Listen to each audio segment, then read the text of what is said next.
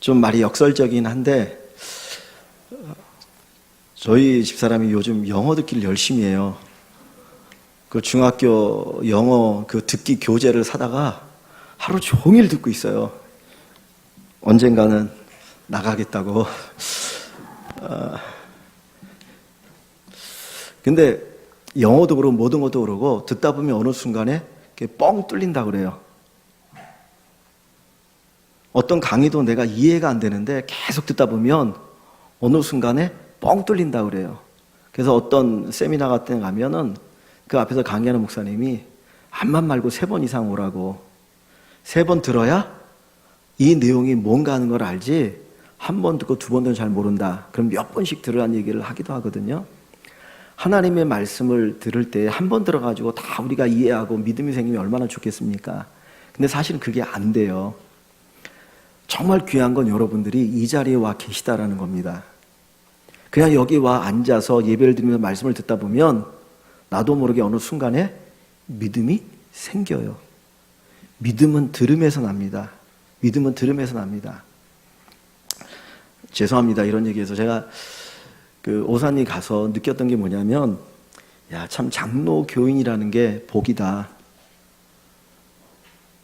그 순복음교회의 순복음 쪽에 있는 목사님들의 설교와 장로교회 목사님 설교를 비교해 보면, 내용적으로 보면 장로교회 목사님 설교가 훨씬 내용이 있어요.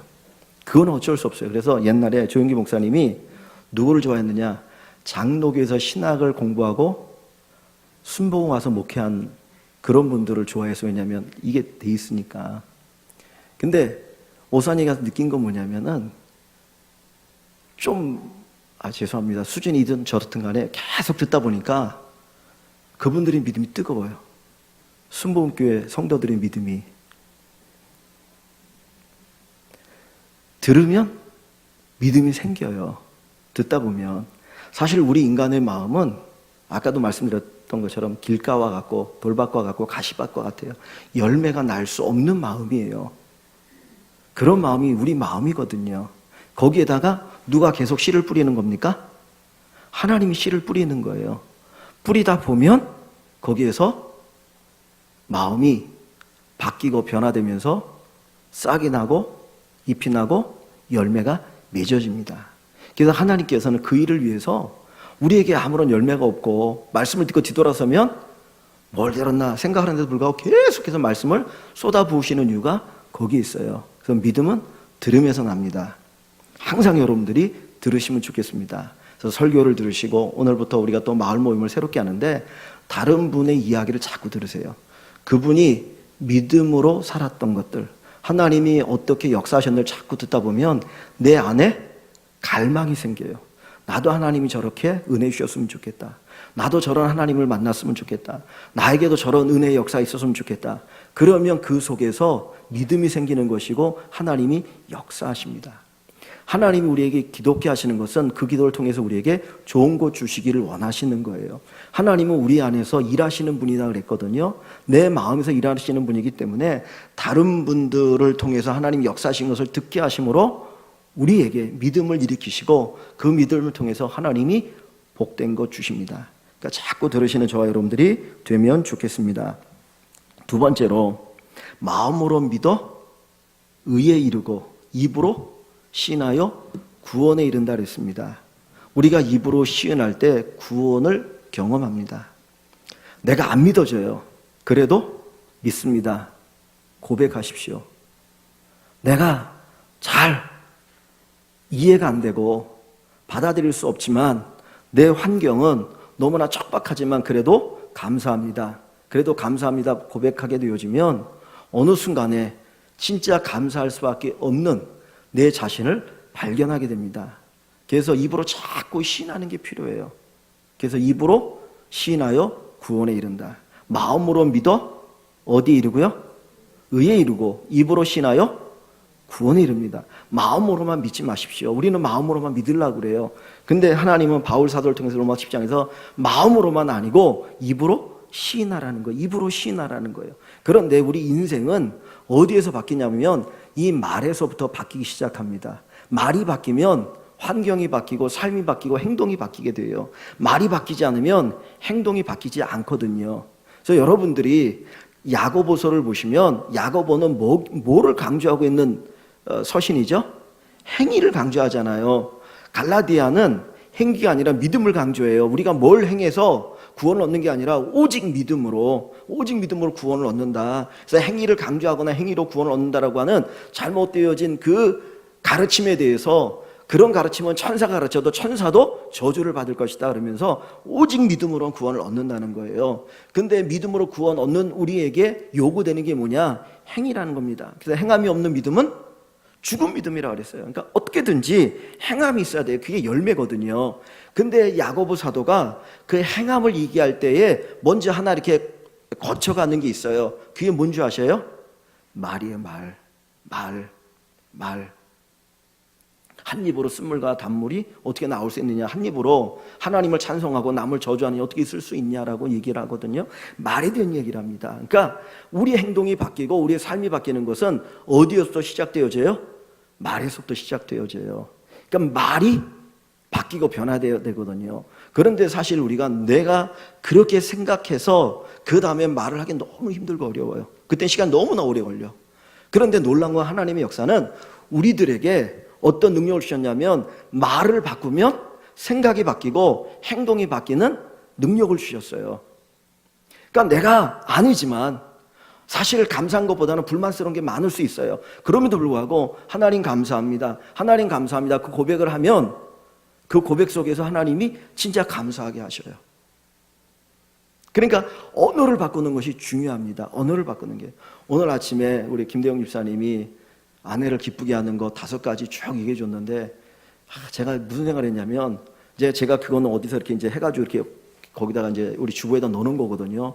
야, 근데 그거를 진짜 잘 이렇게 받아먹고 그걸 통해서 은혜 받는 분이 있구나. 너무너무 기뻤어요. 저런 분들 때문에 참 제가 힘이 납니다. 근데 아마 우리 대영 집사님이 그 얘기를 할 때 진짜 병원 집사님 100% 그렇게 생각해서 그 얘기는 하지 않았을 거 아니에요. 그죠? 솔직한 얘기로. 그러나 그 얘기하다 보면 그 마음이 든다니까요. 그리고 그 얘기하면 상대방이 또 그 얘기를 듣고 너무너무 감사한 거, 기쁜 거, 그렇게 삶이 바뀌니까 진짜 그 얘기가 진짜가 될 수밖에 없어. 그러니까 이 말이 중요합니다. 말. 그래서 마을 모임을 할 때 하는 이유가 있어요. 그 마을 모임 속에서 내가 자꾸 얘기를 하고 들으면 믿음이 자라고 내 삶이 그렇게 바뀌어져요. 하나님 그렇게 복을 주셔요. 믿음의 고백을 하면. 그러니까 믿음의 고백이 뭡니까? 사실은 현실이 그러면 믿을 필요가 없는 거잖아요. 믿음 바라는 것들이 실상이라고 그러잖아요. 현실이 100% 감사할 거면 뭐하러 믿음으로 감사합니다는 고백을 합니까? 그냥 감사할 수밖에 없는데, 내가 안 하려고 해도 감사할 수밖에 없는데. 그런데 그 믿음의 고백이라는 건 뭐냐면 현실은 아니에요. 현실은 정반대예요. 그러나 믿음으로 그걸 고백하는 거예요. 그러면 하나님이 현실 속에 그 일을 이루어 주신다라는 거예요. 그래서 믿음의 고백이에요. 그래서 어느 귀신 들린 아이를 데리고 아버지가 왔잖아요. 제자들이 고쳐달라고 해서 제자들이 막 별짓 다 했는데 안 돼. 그때 예수님이 변화산에 내려오셨잖아요. 무슨 일이나 물어보시고 나서 하니까 내가 내 아들이 귀신 들려갖고 죽을 뻔해가지고 데리고 왔는데 못 고쳐줍니다. 그러니까 주님께서 말씀하시니까 할 수만 있으면 좀 도와주십시오. 그때 주님 뭐라고 말하셔요? 할 수 있거든요. 무슨 말이냐? 믿는 자에게는 능치 못할 일이 없다라고 얘기하시잖아요. 그러니까 이 아버지가 믿음 없는 것을 도와주세요. 그리고 주님께 부탁하잖아요. 믿음이에요, 믿음. 믿음은 현실이 그래서 믿는 게 아니에요. 현실은 정반대예요. 그러나 우리는 누구를 바라보니까 믿음의 고백을 하는 거예요? 하나님을 바라보니까 믿음의 고백을 하는 거예요. 저를 바라보는 것도 아니고 여러분을 바라보는 것도 아니고 여러분의 환경을 바라보는 것도 아니고 오직 하나님을 바라보고 움직이는 것이 믿음입니다. 하나님에 대한 고백이거든요. 하나님이 그렇게 이루실 줄 믿습니다. 이 믿음의 고백을 우리가 할 수 있으면 좋겠습니다.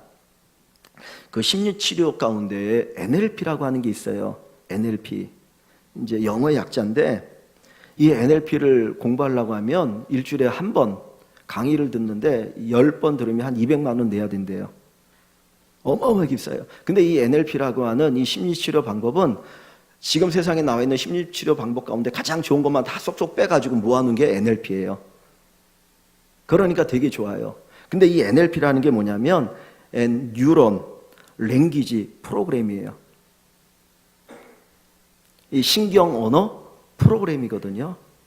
그러니까 이게 뭐냐면 우리 인생을 이끌어가는 가장 중추적인 신경이 뭐냐면 언어신경이라는 게 언어에 의해서 우리의 이 생각이 바뀌고 우리의 삶이 바뀔 수 있다는 거예요.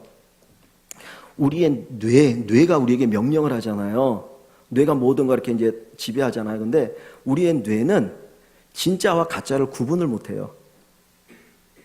뇌는 직접적인 경험하고 간접적인 경험을 구분을 못해요. 여러분 꿈꾸다 갑자기 깜짝 놀라가지고 깨는 경우 있죠. 꿈은 가짜잖아요. 그런데 꿈을 막 꾸면 뇌가 그걸 진짜로 인식을 하니까 깬다고요. TV에서 어떤 잔인한 장면을 딱 보면 온몸이 막 떨릴 때가 있죠. 왜 그래요? 뇌가 진짜인지 가짜인지 구분을 못하니까 내 몸에다가 그런 걸 전달을 하는 거예요. 그런 반응을. 그러니까 일으키는 거거든요. 뇌는 진짜와 가짜를 구분을 못해요. 여러분이 상상하는 것, 기억하는 것, 그것도 뇌는 진짜인 줄 착각을 해요. 근데 이 뇌를 통해서 우리의 모든 것이 전달되어지기 때문에 이 뇌의 프로그램을 바꾸는데 그거를 위해서 뭐를 먼저 바꿔야 되느냐? 언어를 바꿔야 된다는 거예요. 말을. 그래서 이 NLP의 제일 중요한 거는 이 언어입니다. 그리고 이제 상상력을 이제 활용하고 뭐 이런 거 하는 거거든요. 그러니까 믿음의 고백이 이 우리의 육체적으로도 진짜 그것이 하나님이 그렇게 지으셨기 때문에 그런 현상이 나타나게 되어지고 또 믿음의 고백을 통해서 누가 역사하셔요? 하나님이 역사하셔요. 그러니까 인생이 달라질 수밖에 없어요. 그러니까 이 생명의 말씀, 이 하나님의 능력인 이 말씀을 내가 받고 이 말씀을 가지고 믿음으로 우리가 반응하고 믿음으로 고백하고 믿음으로 응답하면 우리의 삶이 어떻게 됩니까? 당연히 복받은 인생이 될 수밖에 없는 거예요. 그래서 끊임없이 고백하십시오. 나 혼자 고백이 안 되잖아요. 같이 모여서 고백하는 거예요. 그래서 이 소그룹의 이 장점이 엄청납니다. 여기에서 함께 모여가지고 함께 믿음으로 고백하고 믿음으로 말을 듣고 뭐 이런 가운데서 놀라운 성령 역사가 막 나타나기 시작하거든요. 그러니까 여러분 소그룹으로 모이는 것을 그냥 뭐 이게 잡소리 하는 거 아니냐 그런 생각하지 마시고 딴 얘기하지 마시고 계속해서 믿음의 고백을 하세요. 그러니까 내가 일주일 살아왔던 것을 믿음의 관점에서 그것을 한번 생각하시고 그 속에서 믿음의 관점에서 얘기하시고 또 믿음의 관점을 자꾸 듣다 보면은 우리 교회가 뭘로 가득 찹니까? 믿음으로 가득 차고 거기서 믿음의 놀라운 역사가 막 풍성히 일어나게 되어집니다. 그러니까 그 역사가 있으면 좋겠어요. 순복음교회가 정말 이렇게 뛰어난 거 뭐냐면 믿음의 고백이 하여튼 그들에게 있어요. 그러다 보니까 막 하는데 도대체 뭘 믿냐? 그건 모르겠습니다. 근데 중요한 거 하여튼 믿음의 고백이 풍성해야 되고요. 성경 공부 꼭 오십시오. 화요일 날이든 수요일 날이든 여러분 성경 공부 좀 많이 하셨으면 좋겠습니다. 그래서 가장 이건 사실 기본적인 거거든요. 기본적인 것. 장로교회가 가지고 있는 신앙의 체계 뭐 12신조 우리가 고백하는 12가지의 신앙 고백이 있어요. 이제 그것도 있고 그다음에 웨스트민스터 신앙 고백이라는 게 있습니다. 영국의 청교도들이 그때 이제 뭐 그때는 국회의원도 많이 모여가지고 신앙 고백서를 이렇게 작성을 한 거예요. 그것을 우리 신앙이 이제 규범으로 가지고 있거든요. 성경 기초에서 그걸 체계적으로 쫙 만들어 놓은 것을 가지고 우리 이제 장로교는 그것을 기준으로 해서 이제 신앙생활 하거든요. 그걸 문답으로 만든 게 뭐냐면 대요리 문답이에요. 옛날에 저는 요리라고 그래가지고 무슨 요리책인 줄 알았거든요.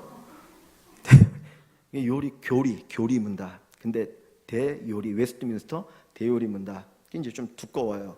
그건 왜 그러냐면 어른들을 가르치는 거예요. 어른들 자세하게. 소요리 문답이 있어요. 소요리 문답. 웨스트민스터 소요리 문답. 소요리 문답은 제가 몇 년 전에도 한번 수요일 날 이렇게 공부했는데 그거는 아이들을 위한 교재, 아이들 사실은.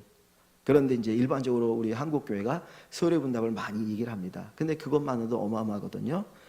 그러니까 옛날에는 아이들이 배웠던 거를 요즘 어른들도 잘 안 배우려고 그래. 몰라. 그러니까 내가 뭘 믿는지 모르는 거야. 그러니까 누가 뛰어들어오느냐? 이단들이 자꾸 뛰어들어오는 거예요. 왜냐면 모르거든. 그러니까 이단들은 몇 가지만 딱 뽑아가지고 그거 가지고 얘기하면 진짜 그런 거 갖고 넘어와서 수두룩하거든요.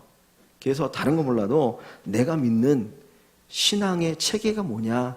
이거는 배워야 됩니다. 그래서 여러분들이 수요일 날 오든 화요일 날 오전이든 오셔서 같이 공부하는 기회를 좀 가지시면 좋겠습니다.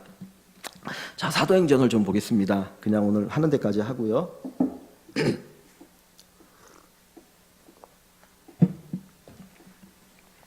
지난주에 사도행전의 서론에 대해서 얘기했습니다.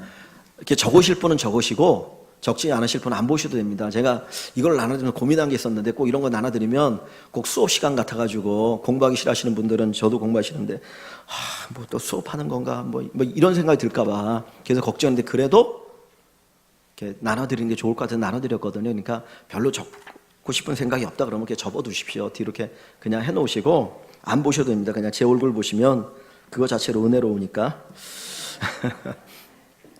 그 데오빌로라고 하는 사람에게 쓴 편지라고 얘기해야 될지 모르겠지만 글이 누가복음과 사도행전이라 그랬어요. 그죠?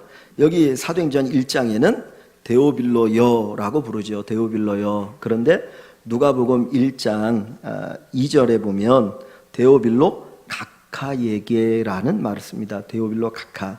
이 데오빌로는 로마의 관원이에요. 그러니까 원래 예수 믿지 않는 이방인이었는데 누군가에 의해서 복음을 듣고 예수를 믿는 사람, 로마의 높은 관원이었거든요. 그래서 그에게 각하라고 하는 존칭을 씁니다. 근데 누가복음을 받을 때는 그가 예수 믿은 지 얼마가 되지 않은 거예요. 그냥 예수를 믿어야 되는 건 알고 예수에 대해서 막연히 알고 있었어요. 한번 누가복음 1장을 한번 볼까요? 누가복음 1장. 누가복음 1장 2절과 3절입니다. 2절과 3절. 누가복음 3절 4절. 3절 4절. 누가복음 3절과 4절 같이 읽을까요? 그 모든 일을 근원부터 자세히 미루어 살핀 나도 데오빌로 각하에게 차례대로 써보내는 것이 좋은 줄 알았노니 이는 각하가 알고 있는 바를 더 확실하게 하려 함이로라. 아멘. 자, 그 모든 일을 근원부터 자세히 미루어 살핀 나도, 이거는 예수님의 사역에 처음부터 끝까지 잘 살폈다라는 거예요. 누가는 누구라고 그랬죠? 누가가 그의 직업은 의사고 누구의 주치의요? 바울의 주치, 사도 바울의 주치여서 사도행전 16장에 보면 바울과 함께 전도여행을 다녀요. 왜냐면 이 바울이 간질인지 안질인지 모르지만은 사단의 가시와 같은 큰 육체적 질병이 있기 때문에 어느 순간에 갑자기 까부러 잡고 뒤로 자빠질지 모르기 때문에 그 옆에서 이제 바울을 간호하는 역할을 하고 치료하는 역할을 했거든요. 그러니까 그 역할을 한 의사니까 얼마나 꼼꼼하겠습니까? 지식도 많고. 근데 그 누가가 예수님의 탄생부터 십자가의 죽음과 부활까지의 모든 사건에 대해서 기록을 하는 거예요. 근데 그것을 누구에게 기록하고 있어요? 데오빌로에게 차례로 써보내고 있습니다. 그 이유가 무엇이라고 얘기합니까? 4절에 보니까 이는 각하가 알고 있는 바를, 예수님에 대해서 알고 있죠. 복음을 들었으니까. 근데 그것을 어떻게 하려고요? 더 확실하게 하려 함이라. 이 데오빌로라고 하는 사람이 예수님에게 들은 그 예수님에 대한 지식을 확실하게 하기 위해서 이 글을 써보낸다는 거예요. 그러니까 내가 알고 있는 그 성경에 대한 지식, 그것에 만족하지 않았으면 좋겠어요. 정말 더 깊이 알아가길 원합니다. 더 알아가면 알아올수록 그 말씀 속에 우리는 큰 은혜를 받을 수 있거든요. 그러니까 이 누가는 데오빌로 각하에게 그가 알고 있는 지식을 확실하게 흔들리지 않게, 왜냐하면 이 시대가 어떤 시대예요? 기독교에 대한 박해가 이미 시작되어진 시대거든요. 그러니까 수많은 기독교의 박해가 오기 때문에 그냥 어렴풋이 알아서는 그냥 넘어집니다. 쓰러집니다. 선무당이 사람 잡는다 그러죠. 선무당이 사람 잡는다고 적당히 알면 그냥 넘어가요. 그러니까 적당히 아는 사람들이 자꾸 딴소리 하는 거예요. 교회 조금 다니다 조금 아는 지식 가지고 밖에 나가가지고 교회를 박해하는 일에 그 사람들이 앞장서거든요. 그러니까 우리가 잘 알아야 됩니다. 자, 그리고 돌아갑니다. 여기에는 누가복음 1장 3절에는 데오빌로에 대해서 각하라는 표현을 쓰고 있어요. 그런데 시간이 흘러서 사도행전을 기록할 때에는 데오빌로여라고 부릅니다. 뭐가 빠졌어요? 각하라고 하는 단어가 빠졌죠. 그 각하라고 하는 단어를 쓰는 이유는 이 데오빌로가 로마의 높은 관원이기 때문이에요. 그가 가지고 있는 그 지위를 인정해주고 있어요. 왜냐하면 이때는 예수 믿은 지 얼마 안 됐기 때문에 세상적인 그 지위에 대해서 이렇게 인정해 줍니다. 그런데 그가 예수 믿고 하나님의 은혜를 그가 체험하고 나니까 그것이 어떻게 바뀌고 변화되어집니까? 각하라고 하는 존칭이 빠지게 되어지고 예수 안에서 내가 누렸던 그 지위를 내려놓게 되는 거예요. 세상의 가치가 이거 아무것도 아니라고 하는 것을 고백하게 되어집니다. 그래서 빌레몬서에도 마찬가지고 바울의 서신에 보면 그리스도 안에서 주인도 없고 노예도 없어요. 그죠? 바울 사도가 노예 해방을 부르짖지 않았어요. 그 시대에 가지고 있는 제도이기 때문에 바울이 어떤 혁명을 일으키는 자는 아니니까 그거는 얘기하지 않았어요. 그러나 예수 안에 있으면 주인도 없고 노예도 없는 거예요. 한 형제자매인 거예요. 이 데오빌로가 바로 예수 안에서 자기의 그 세상의 가치와 지혜를 다 내려놓고 한 형제자매가 되었다는 것을 우리에게 가르쳐 줍니다. 우리는 교회 안에 들어오면 모두가 한 형제자매예요. 내가 세상에서 대통령의 지위가 혹 있는 사람이 우리 교회에 나올지 모르겠지만 하나님 필요하시면 뭐 나오게 하시겠죠. 그러나 그분이 여기에 오면 누구예요? 한 성도인 거예요. 한 성도예요. 그래서 군대 가면 군목이 있어요. 군목이 이렇게 임관을 하게 될 때 이제 대학 4년 졸업하고 신학교 3년 마치고 목산술 받고 군목으로 임관하면 중위로 들어가거나 대위로 들어가요. 계급으로 따지면 중위나 대위밖에 안 돼요. 그러면 거기에 사령관은 별 4개도 있고 3개도 있고 2개도 있고 1개도 있고 뭐 있거든요. 근데 만나는 거는 그 계급을 가지고 만나는 게 아니에요. 그냥 목사와 성도로 만나서 함께 말씀을 듣고 은혜를 나누고 돌아보고 섬기는 그 관계가 되어지는 거예요. 예수 안에서 우리 모두는 하나입니다. 내가 내려오는 순간, 교회 오는 순간 다 내려놓을 수 있어야 합니다. 옛날에 이명박 대통령이 대통령 되기 전에 그 소망교회에서 했던 그 봉사가 뭔지 아세요? 뭔지 아세요? 주차 봉사 하셨어요. 소망교회를 지을 때 이제 그분이 현대건설 사장이었기 때문에 소망교회를 짓는 일에 현대건설이 많이 이제 하기도 하셨고 또 많이 애를 쓰셨는데 그분이 한 일이 주차 봉사를 했거든요. 근데 주차 봉사가 사실 쉬운 일이 아니잖아요. 그죠? 여러분 음식점에 가면 주차 봉사하는 사람들 보통 어떻게 생각합니까? 아주 우습게 생각하잖아요. 아닙니까? 죄송합니다. 하여튼 사람들이 그런 생각을 많이 가지고 있는 것 같아요. 그냥 뭐 아주 그냥 직업 가운데 낮은 걸로 생각하는 경우들이 많이 있어 아주 막대하는 경우도 있거든요. 근데 사실 교회 주차 봉사한다. 어떻게 보면 세상에서의 그 모습 그거예요. 그럼에도 불구하고 그것을 하는 이유는 감사하니까 그런 거예요. 내가 세상에서 무슨 어느 큰 회사의 회장이고 사장이 그거 아니라는 거 교회에 들어오면 이제 그래서 하는 경우가 많아요. 근데 이제 어떤 큰 교회는 앞으로 이제 장로가 되기 위해서 사람들에게 얼굴을 많이 알려야 되니까 또 그런 목적을 가지고 하는 사람도 더러 있기는 하더라고요. 근데 그거는 잘못되어진 거고 분명한 것은 예수 안에서는 다 형제자매입니다. 그러니까 우리가 가지고 있는 의식이 그래야 돼서 교회 안에서 돈이 많든 적든 간에 사회적으로 지위가 있든 없든 간에 다 형제자매야 됩니다. 그래서 우리 한국 교회가 참 귀하고 소중한 게 제가 언젠가도 그 설교 중에 그런 말씀드렸는데 그 이자익이란 분에 대해서 제가 말씀을 드렸죠. 우리 옛날에 금산 갖고 금산 교회인가요? 거기 간 기억 나십니까? 거기에 가면 이렇게 기역자 교회 있잖아요. 옛날에 우리 기역자 교회 간 적 있잖아요. 여수 갈 때 그 교회가 유명한 이유가 기역자 교회이기 때문에 유명하기도 하지만 더 유명한 게 그 교회 목회를 했던 분이 이자익이라는 분이기 때문이에요. 원래 그분이 경상도에 고하죠. 먹을 게 없으니까 먹고 살기 위해서 어디로 왔느냐? 전라도로 온 거예요. 그때는 전라도는 그래도 땅이 많으니까 뭐 농사 좀 되니까 온 거거든요. 그래갖고 오다가 누구에 왔느냐?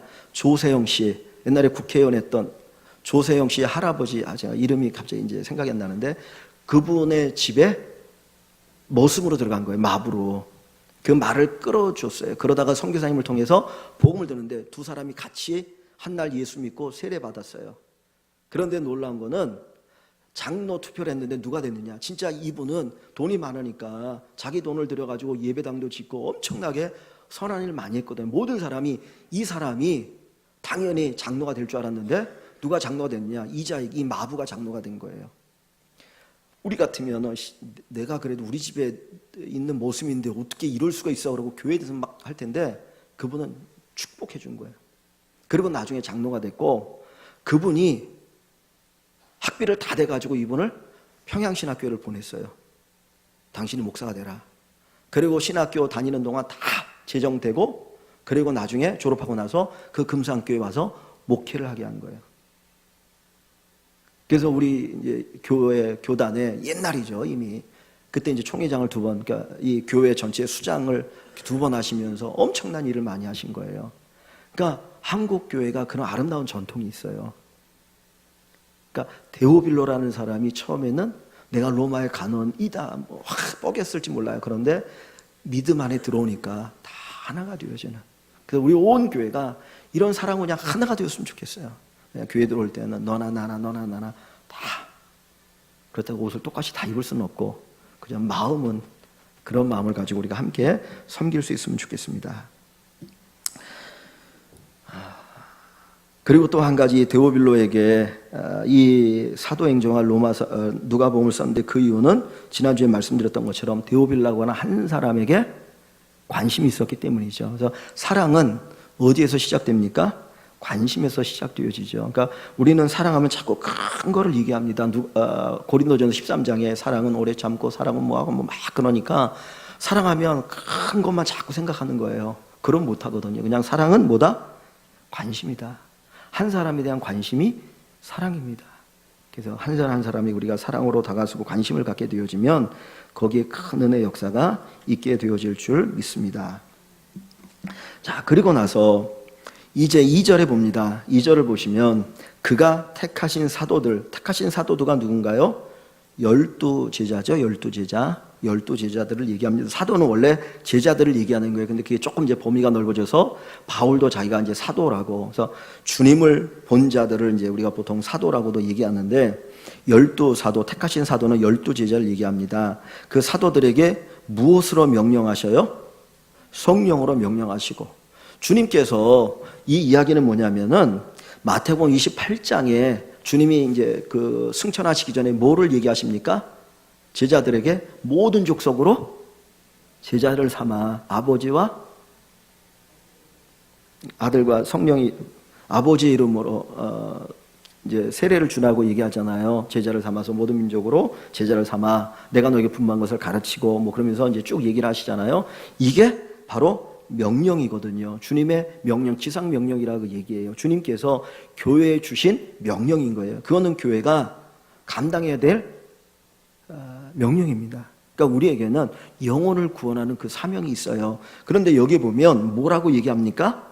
성령으로 명하셨다는 말을 써요. 근데 여러분 마태복음 28장을 보면 성령으로 명하셨다라고 하는 내용이 없어요. 그러니까 주님께서 승천하시기 전 제자들에게 불러서 이제 쭉 말씀하셨는데, 근데 누가는 의도적으로 성령으로 명하셨다라고 하는 말을 쓰고 있습니다. 이것은 뭘 의미하냐면 성령의 사역을 절대적으로 강조하고 있다는 거예요. 사도행전을 다른 말로 하면 성령행전이라고 얘기한다고 그래요. 성령이 어떻게 역사하시는가. 그래서 예수님 자신도 성령으로 행하셨다라고 하는 것을 강조하기 위함이에요. 예수님은 하나님이시죠. 우리가 하나님을 삼위일체라고 얘기합니다. 삼위일체. 삼위일체가 뭔가요? 삼위일체. 우리가 사람이 죽으면 위라고 쓰더라고요. 그저 이렇게 폐 해놓고 거기다 위라고 쓰는데 신위라고 얘기하죠. 뭐 이제 신적인 존재, 귀신이 됐다라고 이제 해서 신위라는 쓰는 말을 쓰는데, 우리나라에서 그냥 삼위일체라는 말을 합니다. 근데 그 위가 뭐냐면 인격이에요, 인격. 영어로 하면 그냥 펄슨이에요. 인격이거든요, 인격. 하나님은 세 인격으로 계셔요. 성부 하나님, 성자 하나님, 성령 하나님. 일체라고 하는 것은 세 인격으로 계시지만 한 분이시라는 거예요. 한 분. 하나님은 한 분이세요. 근데 이게 참 설명하기 어려워요. 세 인격이시지만 한 분이시더라. 그래서 성부, 성자, 성령이 서로 이렇게 교제하시고 서로 사랑하시면서 한 분으로 계시거든요. 한 분으로 계십니다. 근데 예수님 삼위를 얘기할 때 그냥 말만 듣고 잃어버리세요. 성자는 아들이니까 누구에게서 나와요?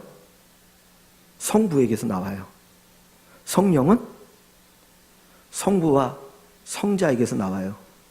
이게 동질이라는 거예요. 동질의 의미예요. 따로 떨어져 있고 다 다른 게 아니라 한 분이시기 때문에 하나의 동질, 하나의 목적, 하나의 사랑을 가지고 같이 이렇게 존재하시는 분이신데, 여기에서 예수님은 철저히 누구로 사역을 하셨다고요? 제3위이신 성령으로 사역하셨다는 거예요. 그러면서 이 단어가 우리에게 가르치고자 하는 게 뭐냐면, 예수님이 성령으로 사셨다면 교회는, 성도는 반드시 뭐로 살아야 된다? 성령으로 살아야 한다는 거예요. 성령으로 움직여야 된다는 거예요. 그러니까 교회에서 성령이 떠나면 그 교회는 죽은 교회입니다. 성령이 충만한 가운데 움직일 때 우리가 하나님이 기뻐하시는 삶을 살아갈 수 있지, 성령을 떠나면 교회는 죽은 교회가 되어져. 왜냐하면 무력한 교회가 되거든요. 그래서 날마다 성령을 사모함이 우리에게 있어야 한다는 걸 여기에 가르쳐 주고 있습니다. 자, 그 다음에 3절을 가봅니다. 3절 같이 읽습니다. 그가 고난 받으신 후에 또한 그들에게 확실한 많은 증거로 친히 살아계심을 나타내사 40일 동안 그들에게 보이시며 하나님 나라의 일을 말씀하시니라. 아멘. 자, 예수님이 부활하신 다음에 얼마 후에 승천하셨습니까? 말하시고 얼마 후에 승천하셨죠? 왜 40일을 계셨을까요? 예수님이 부활하신 다음에 그냥 곧장 하늘로 올라가셨다는데 왜 하늘로 올라가시지 않고 장장 40일을 계시다가 올라가셨을까요? 그 이유가 뭡니까? 이유가 뭔가요? 아시는데 얘기 안 하시는 거죠? 이 3절에 보면 두 가지를 얘기하죠. 첫 번째가 뭡니까? 그가 고난받으신 후에, 부활하신 후에 그들에게 확실한 많은 증거로 친히 살아계심을 나타내사. 그러니까 이 앞부분에 뭐예요? 살아계심이 뭐죠? 부활이죠. 예수님이 부활했다라고 하는 것을 많은 증거로 보여주셔요. 그죠? 여자들에게 부활의 몸을 보여주셨고, 마리아에게, 그 다음에 엠마오로 가는 제자에게 주님 부활하셨다는 것을 말씀을 통해 가르쳐 주셨고, 또 제자리에 나타나셨고, 도마가 도무지 믿지 않으니까 어떻게 해요? 야, 옆구리에 손을 넣어봐라. 그러시잖아요. 그러니까 40일 동안 예수님 뭐 했냐면 AS 하신 거예요. 어떻게 보니까 AS, 제자들 AS 하셨어요. 3년 동안 가르쳤는데도 이 제자들이 그 부활을 믿지 않으니까 올라가지 못하시고 40일 동안 그들에게 부활을 증거해 주시는 거예요. 그러니까 예수님 부활했다라고 하는 것을 확실하게 증거하는 그 일을 40일 동안 하셨어요. 그러니까 오늘 우리 교회가 확실하게 믿어야 될 게 뭡니까? 예수의 부활을 믿어야 돼요. 예수의 부활을. 제가 언젠가 한번 말씀을 드린 것 같은데, 춘천에 가면 한마음교회라고 있어요. 혹시 여러분들이 이제 그 국민일보, 이제 순복음께 나오는 거죠. 여의도 순복음께 나오는 국민일보를 보시면은 한 달에 한두 번 정도 그 한마음교회에서 광고를 한 지면에다 광고를 실어요. 근데 거기에 보면 세 사람의 간증이 나와요. 세 사람의 간증이. 그러니까 그들이 예수 믿고 나서 내가 어떻게 변했습니다라고 하는 간증을 거기다 쫙 실어요. 그러니까 거기는 교회 이제 처음 나오고 예수 믿고 이제 새가족 공부 막 하고 이렇게 하면 그다음에 이제 간증문을 쓰는 걸 뭐 이런 거 하는 거예요. 그러니까 그거를 통해서 내가 예수 믿고 나서 이런 변화가 있습니다. 하는데 그 교회가 강조하는 게 뭐가 있냐면 부활을 강조해요. 부활 신앙. 그래서 부활 신앙을 아주 강조하는데, 너무 강조하다 보니까 이게 이제 조금 이렇게 문제가 생겨가지고 뭐 이러니 저러니 이제 그런 얘기들이 많이 해요. 근데 중요한 것은 부활 신앙을 강조한다는 거예요. 그러다 보니까 확신이 있는 거예요. 확신이. 제가 언젠가 한번 영상으로 그 한마음교회에 그 다니는 분의 그 간증을 보여드린 적이 있는데 기억나십니까? 남편이 암으로 죽었잖아요.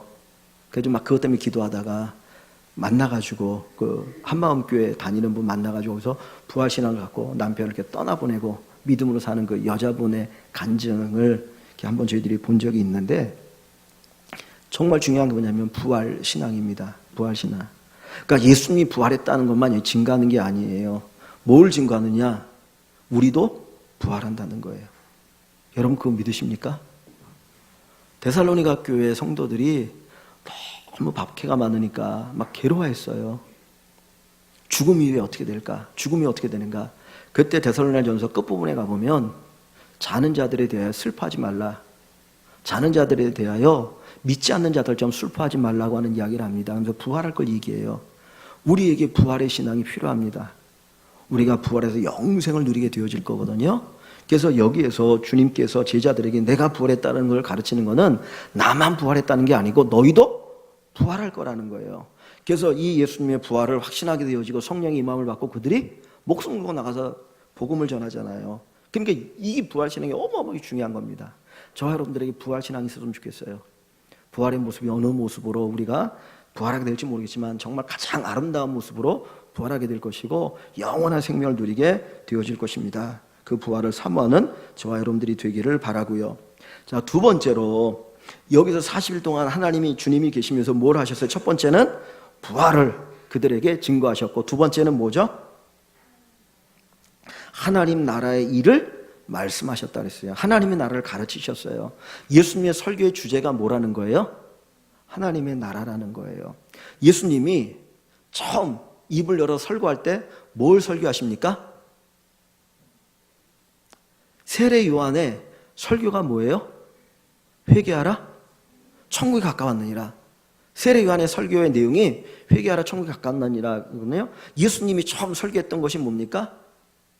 마가복음도 마태복음도 회개하라, 천국이 가까웠느니라요.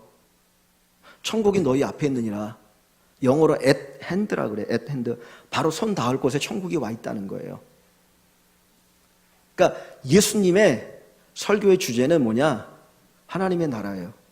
성경의 주제는 하나님의 나라예요. 나라, 하나님의 나라는 거는 간단하게 얘기하면 하나님이 다스리신다는 거예요. 하나님이 나를 다스리시고 하나님이 세상을 다스리신다는 거예요. 그거 믿으십니까? 하나님이 다스리셔요. 우리는 하나님의 백성이 되어서 하나님 나라에 살고 하나님 나라를 위해서 사는 겁니다. 우리는 하나님 백성이 되어서 하나님의 나라를 누리고 하나님 나라를 위해서 사는 거예요.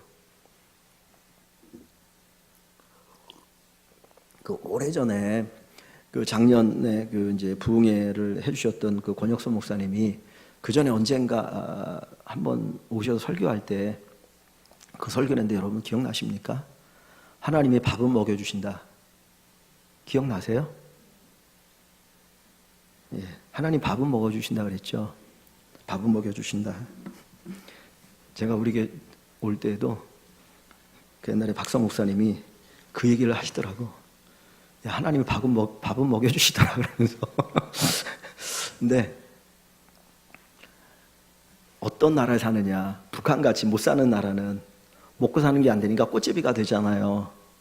근데 복지가 잘 된 데는 먹고 사는 건 되거든요. 하나님의 나라가 그렇다라는 거예요.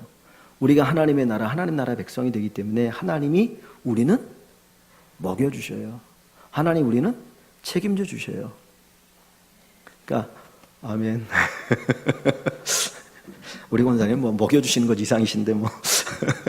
근데 하나님이 다스리신다는 거, 하나님 다스린다는 거. 왜 우리가 염려근심 걱정하고 세상과 타협하게 되느냐?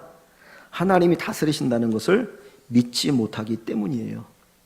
그 믿으시면 좋겠어요. 하나님이 다스리신다. 하나님이 나를 다스리고 세상을 다스리신다. 그건 믿으시면 좋겠습니다.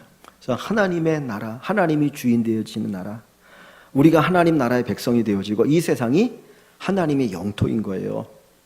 그래서 여러분 그 다니엘서를 보시면 다니엘서는 어디에서 일어난 사건들입니까? 어디서 일어난 사건이죠? 바벨론에서 일어난 사건들이죠. 다니엘이 바벨론 포로로 끌려갔을 때 다니엘을 죽이라는 많은 모함들 속에서 하나님이 어떻게 역사하셨는가를 보여주는 거예요. 근데 왜 다니엘서가 기록됐느냐면 하나님 유대 땅에만 역사하는 분이 아니라 그곳에서도 역사하는 분이에요. 그곳에서도 하나님 믿지 않는 그 세상에서도 하나님 세상의 주인이시더라. 에스더서 아세요? 에스더가 누구입니까? 바사의 왕비가 되어지죠. 그죠? 포로 끌려갔다가 왕비가 되어지 아닥사스다 왕의 왕비가 되어지잖아요. 근데 그때 하만이라고 하는 존재에서 나라가 완전히 그 유대인들이 다 몰살당하려고 할 때 에스더가 죽으면 죽으리라 기도했더니 누가 역사하셔요? 하나님이 역사하시잖아요. 그러니까 하나님은 여기만이 아니라 우리가 살아가는 모든 삶의 환경 속에서 다 역사하시고 일하신다라는 거예요. 그걸 우리에게 가르쳐주고 싶은 거예요. 그러니까 그거를 믿으시면 담대할 수 있어요. 그러니까 그걸 믿으시면 좋겠습니다. 여러분의 삶의 현장에 하나님이 역사하셔요. 하나님이 도와주십니다. 먹고 사는 문제로 너무 그냥 힘들어하지 마세요. 사실 우리 인생에 힘들고 어려운 부분이 있지만 그거 맡기십시오. 책임져 주지 않겠습니까? 그러잖아요. 너희가 하나님 나라, 하나님의 의를 구하라. 하나님의 나라를 구하라. 그러면 이 모든 것을 도와준다 그랬잖아요. 내가 책임져 줄게. 약속하니까 그냥 다 맡기시고 살아가는 저와 여러분들이 되면 좋겠습니다. 그래서 하나님의 나라 그것이 우리의 삶의 큰 틀임을 우리가 기억하시기를 바랍니다. 오늘 그냥 짧은 몇 가지 말씀만 드렸는데 여러분들이 이 말씀 속에서 은혜 받으면 좋겠고요. 데오빌로 그리고 또 성령으로 명하셨다라고 하는 것, 그리고 40일 동안 계시면서 주님 뭘 하셨는가, 이 오늘 세 가지 말씀을 나눴는데 여러분들이 이 말씀을 통해 다시 한번 돌아가셔서 한번 되새기는 시간이 되었으면 좋겠고요. 아까 처음 제가 설교를 시작할 때 드렸던 말씀, 믿음은 어디에서 나온다고요? 들음에서 나와요. 들음에서. 내가 고민하고 막 기도했던 것들이 어디에서 때론 답이 탁 오냐면 믿음의 사람들이 함께 모여가지고 주의 은혜를 나눌 때 거기서 하나님이 딱 답을 주셔요. 믿음은 들음에서 나며 마음으로 믿어 의에 이르고 입으로 신하여 구원에 이르느니라. 결국 구원은 무엇을 통해서 받는 겁니까? 믿음은 들음에서 나고 그랬잖아요. 들으면 하나님의 말씀으로 말미암는다 그랬고, 그 다음에 입으로 마음으로 믿어 의에 이르고 입으로 신하여 구원에 이른다는데, 그러면 구원은 어디에서부터 이렇게 연결돼서 오는 거예요? 들음에서 오는 거예요. 들음에서. 구원은 안 들으면 구원이 없어요. 자꾸 들어야 돼요. 아까도 말씀드렸지만 구원은 내가 천국 가는 것만이 구원이 아니에요. 이 땅에서 하나님의 역사가 다 구원의 역사입니다. 여러분이 가지고 있는 문제들 다 해결받는 것이 결국 뭐예요? 구원이에요. 구원. 하여튼 그 구원을 마음껏 누리는 우리 모든 성도님 되시기를 주의 이름으로 간절히 축원합니다.